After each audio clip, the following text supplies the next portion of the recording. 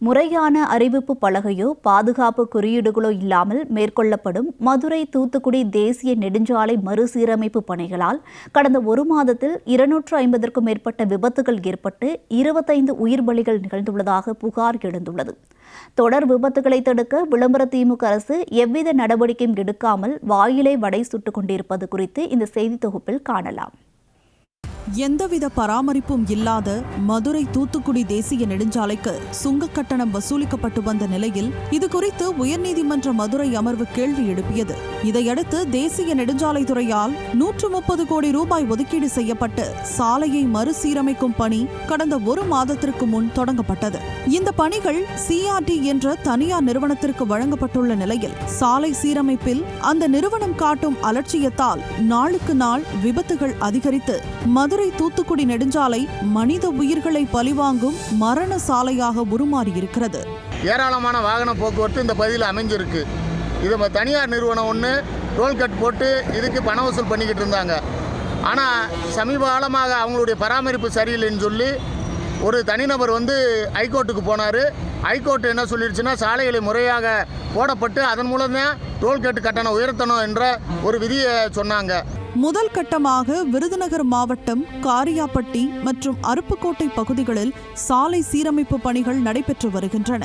பொதுவாக தேசிய நெடுஞ்சாலையில் பயணிக்கும் வாகனங்கள் அதிவேகத்தில் செல்வது வழக்கம். அதுவும் தூத்துக்குடி துறைமுகத்தை இணைக்கும் சாலை என்பதால் நாள்தோறும் ஆயிரக்கணக்கான கனரக வாகனங்கள் இச்சாலையை கடந்து செல்வது வாடிக்கை. மேலும் பல்வேறு கிராமங்களுக்கான இணைப்பு சாலையாகவும் இருப்பதால் இருசக்கர வாகனம் முதல் கார்கள் வரை ஆயிரக்கணக்கான வாகனங்கள் மதுரை தூத்துக்குடி நெடுஞ்சாலையை பயன்படுத்தி வருகின்றன.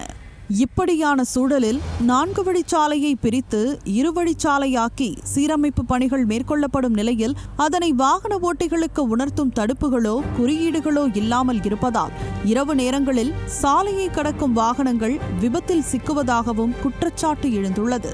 அப்போ 4 வழிச்சாலை என்பது 2 வழிச்சாலை ஆகி ஒரு வண்டி கிட்டத்தட்ட 4 கிலோமீட்டர் 5 கிலோமீட்டருக்கு வாகன நெருக்கடினால இருசக்கர வாகனத்தினர்கள் செல்ல முடியாத அளவுக்கு இருக்குது. சரி, ஒரு போகின்ற வாகனங்களை எந்த வழியில் போடணும், எந்த வழியில் வரணுன்ற எந்த விதமான அம்புக்குறியும் கிடையாது, எந்த விதமான பேரிக்கார்டும் கிடையாது. அந்த வகையில் கடந்த ஒரே மாதத்தில் மட்டும் 250க்கும் மேற்பட்ட விபத்துகள் ஏற்பட்டுள்ளது. இதில் 25க்கும் மேற்பட்டோர் உயிரிழந்த நிலையில் 50க்கும் மேற்பட்டோருக்கு கால் கை முறிவு ஏற்பட்டுள்ளதாக கூறப்படுகிறது. இதனால் மதுரை தூத்துக்குடி நெடுஞ்சாலையில் பயணித்து உயிருடன் திரும்புவோமா என்ற அச்சம் வாகன ஓட்டிகளிடையே நிலவுகிறது. அதை தமிழக அரசாங்கம் தலையிட்டு ஒரு தனியார் ஒப்பந்தக்காரருக்கு இன்றைக்கு ஒரு கான்ட்ராக்ட் விட்டு அதுக்கான அந்த டெண்டர் அடிப்படையில் பணிகள் நடத்திக்கிட்டு இருக்கு. ஆனால் பணி எப்படி நடக்குதுன்னு பார்த்தா ஆம வேகத்தில் நடக்குது.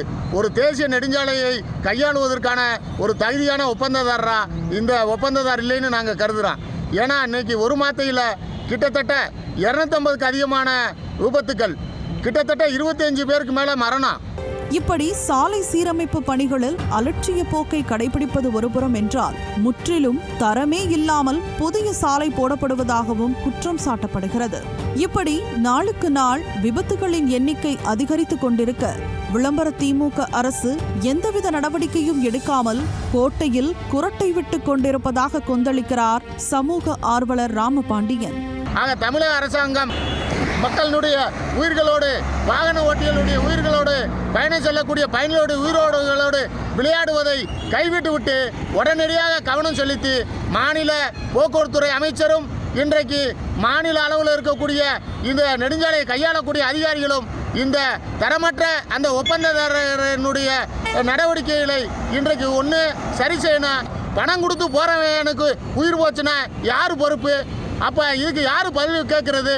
ஆக மக்கள் கேட்கிறான், பதில் சொல்லணும் அரசாங்கம்.